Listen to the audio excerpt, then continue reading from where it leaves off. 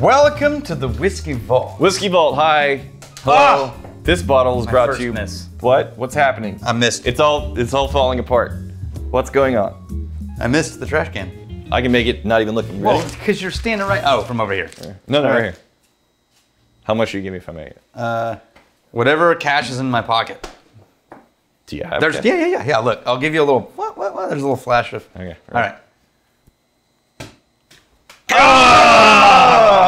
It needed to go left. If I can do it, okay. Will you match what's in my I will pocket? give you everything in your pocket. No, you got to match it. Wait. Oh, was it close? Didn't make it. It's as close as I was. Oh, okay. Yeah. Oh, well. All right. This is a gift from Magnificent Bastard Andrew Brode. Andrew Brode, you magnificent bastard.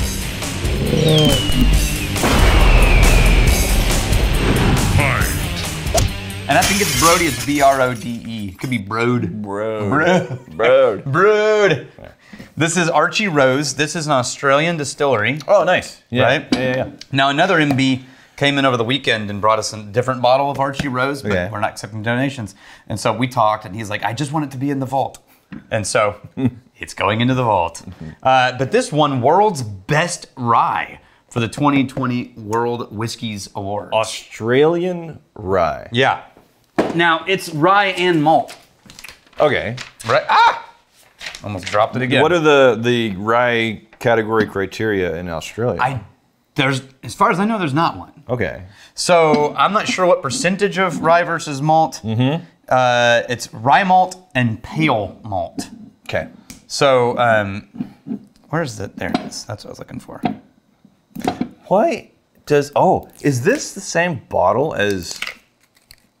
I like this bottle. Hold on a second. Is it's this sort of like Balcones, but it's got a little more nuance. Is it the same bottle as Longbourn? Because they have this like flared on the bottom. No. No? Because that's a recess. It's not a flare. It's okay. Oh, okay. It's a middle section. Because it flares top and bottom. This is recessed in the middle. Yeah. All right. I'm interested in this. This is...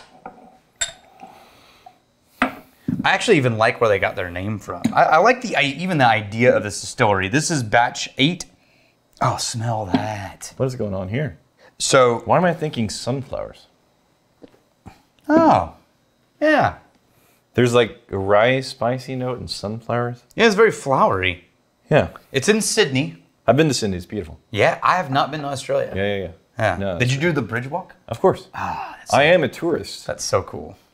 I think that'd be amazing. No, it was. Was it sketchy? Did you feel a little bit like, whoa, we are high up? I don't have a phobia of heights. I have a healthy respect for heights. Yeah, do you get the little like... Which is what people say whenever they're just little bitches around heights. Yeah, do you get the little like curl up behind your ear, or do you get like the stomach knot? It's more the ear thing. Like goosebumps almost. Yeah. Whoa. It's kind of like if my feeling made a noise, it would be eh.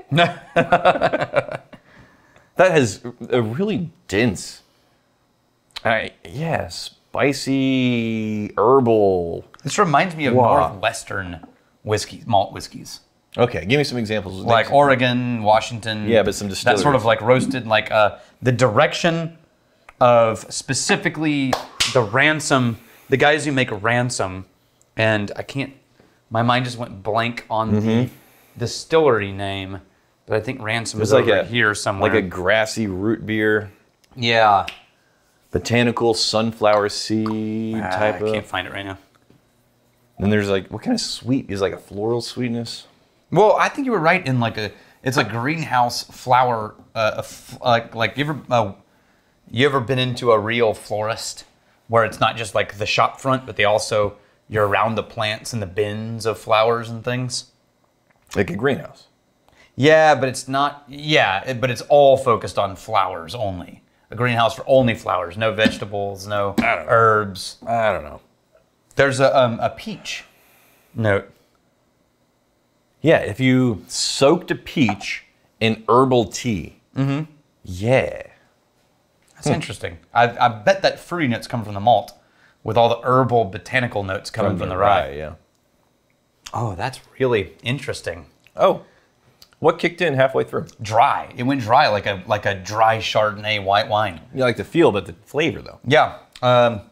that dusty, salty sunflower seed shell. And then, and I said root beer on the nose. It's more of just like a cola. Yeah. This is a brown standard cola. Mouth is very dry. From it just sort of sucked moisture out at the last third of the palate. I could see how that would be award worthy. Because it's well executed, also unique. It feels like it's doing something new and interesting. It's very soft and approachable. 46% alcohol.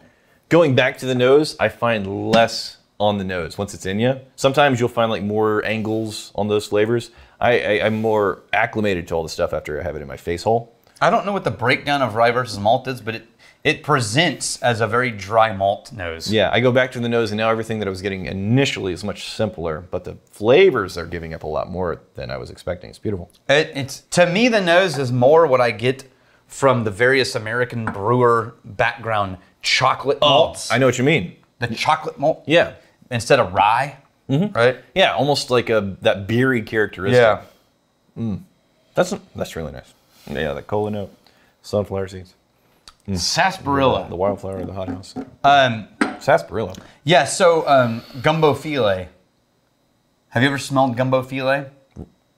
I don't think so. So it's used as a thickener in gumbo. Okay. And so it's dried sarsaparilla leaves. Yeah.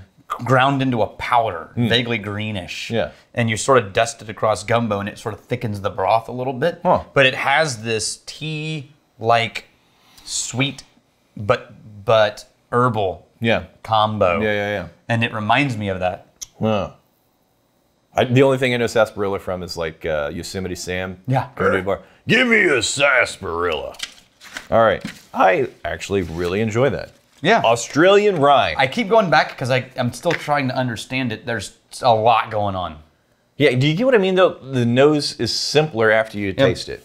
And so here's what I mean by a lot going on. I don't know that the nose and palate are that just bouncing and complex, but I do think it's so contrasted from my expectations with the word rye that I keep trying to understand it. Yeah. No. If they had just called this a malt, I would have thought a really unique, interesting malt, and I wouldn't have been surprised. The rye word is what's throwing me. And this tracks to the extent that the longer we've been in whiskey, the more and more we eventually stumble across a new rye that's like, oh damn, I didn't know rye could do that. Yeah. Yeah, it's a shame that it's a relatively small category compared to the other whiskey categories. Because I've said this before, the spectrum of rye flavors that are possible. It's wide. It's very wide. Yeah. That's beautiful. I love that. We have Michael Leocata. Hey guys, now that I have a pretty large whiskey collection, talking about 150 bottles, can someone explain the steps in ensuring it or assessing its value? I can actually tell you this because I did it. Homeowner's policy, or do you need separate coverage? No, homeowner's policy will cover anything inside your home. Nice. Unless you're selling things and they can write it off as commercial. So as long as you can't be tracked into like bottle flipping, or like you have a whole account where your only job is to buy and sell whiskey, then insurance can be like, and that's not a private collection anymore, and deny you. So just get a really big umbrella policy, right? Like just a generic one that's $1 million for your home or $500,000, whatever. Yeah. I mean, for the ingredients of your home, homeowner's insurance, different thing. But this is important. Create a spreadsheet. Oh, there you go. No joke. Yeah, you really need to do this. Yeah. Create a spreadsheet of all the whiskey you own, and then take photos. You don't need a single photo of every bottle, but you do need all of the bottles on your spreadsheet visible. Yeah. Right? Like front. So you could take a photo of like 10 at a time. Yeah. But you do need to be able to look at the spreadsheet. See what it is. And the spreadsheet name a retail price, and then be able to have a photo to prove that you owned the bottle. They will look for that. Yeah. Rat Boy. Nonsensical chatter is the reason most of us watch. Yeah. There's a reason this is one of the more popular whiskey channels on YouTube. It's actually entertaining to watch. It's occasionally educational too. I like the occasionally educational. Well, it's not that cereal bit we did last time. That was very educational. The more all you know, of our lives the more you know. improved by You're that. welcome. And of course, when there's no money on the line, I nail it. Yeah, but it wasn't backwards or anything fancy. Yeah, I had to. Okay, this is lovely. Like the hell out of that. Here's to fighting, stealing, and drinking. If you fight me, I fight for a friend. Steal, may you steal your liver, sir. And if you drink, may you drink with us.